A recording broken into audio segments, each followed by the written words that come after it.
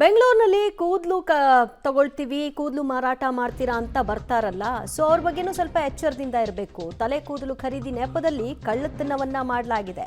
ಕೆಆರ್ಪುರದ ದೇವಸಂದ್ರ ಬಳಿ ಇಬ್ಬರಿಂದ ಈ ಕೃತ್ಯ ನಡೆದಿದೆ ಅಂತ ಗೊತ್ತಾಗ್ತಿದೆ. ರೆಡ್ ಹ್ಯಾಂಡ್ ಆಗಿ ಸಾರ್ವಜನಿಕರಿಗೆ ಈ ಇಬ್ಬರು ಆರೋಪಿಗಳು ಕೂಡ ಸಿಕ್ಕಿಬಿದ್ದಿದ್ದಾರೆ. ಗಾಯತ್ರಿ ಮತ್ತು ಶ್ರೀಕಾಂತ್ ಈಗ ಪೊಲೀಸರ ಬಂಧನಕ್ಕೆ ಒಳಗಾಗಿದ್ದಾರೆ. 60 ಲಕ್ಷ ಮೌಲ್ಯದ 398 ಗ್ರಾಂ ಚಿನ್ನಾಭರಣವನ್ನ ವಶಕ್ಕೆ ಪಡೆಯಲಾಗಿದೆ ಇವರಿಂದ.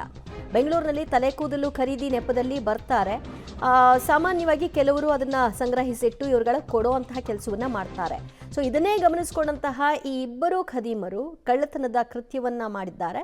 ಅದರಲ್ಲಿ ಒಟ್ಟು 398 ಗ್ರಾಂ ಚಿನ್ನಾಭರಣ ಸಿಕ್ಕಿದೆ ಇವರ ಬಳಿ. ಅದು ಪ್ರತ್ಯೇಕ ಮನೆಗಳಲ್ಲಿ ಕದ್ದಿದಂತಹ ಒಟ್ಟು ಚಿನ್ನದ ಮೊತ್ತ ಇದ್ದ ಕಾಣಿಸ್ತಾ ಇದೆ. ಒಟ್ಟು ಚಿನ್ನವನ್ನ ಅಲ್ಲಿ ಪೊಲೀಸರು ಸೀಸ್ ಮಾಡಿದ ನಂತರದಲ್ಲಿ ಅದೆಲ್ಲವನ್ನು ಕೂಡ ತೋರಿಸಿದ್ದಾರೆ. ಕೆಆರ್ಪುರದ ದೇವಸಂದ್ರ ಬಳಿ ಇಬ್ಬರನ್ನ ರೆಡ್ ಹ್ಯಾಂಡ್ ಆಗಿ ಸಾರ್ವಜನಿಕರು ಎಚ್ಚೆತ್ತುಕೊಂಡ ಪರಿಣಾಮವಾಗಿ ಸಿಕ್ಕಿಬಿದ್ದಿರೋದು. ಇನ್ನೂ ನಡಿಬಹುದಾದಂತಹ ಕೃತ್ಯಕ್ಕೆ ಸದ್ಯ ಕಡಿವಾಣ ಬಿದ್ದಿದೆ. ಇವರು ಎಲ್ಲಿಯವರು, ಏನು, ಇವರು ಎಷ್ಟು ದಿನಗಳಿಂದ ಈ ಕೃತ್ಯದಲ್ಲಿ ಭಾಗಿಯಾಗಿದ್ದಾರೆ, ಇದೆಲ್ಲದರ ಬಗ್ಗೆ ಇನ್ನಷ್ಟೇ ತನಿಖೆಯಿಂದ ಗೊತ್ತಾಗಬೇಕಾಗಿದೆ.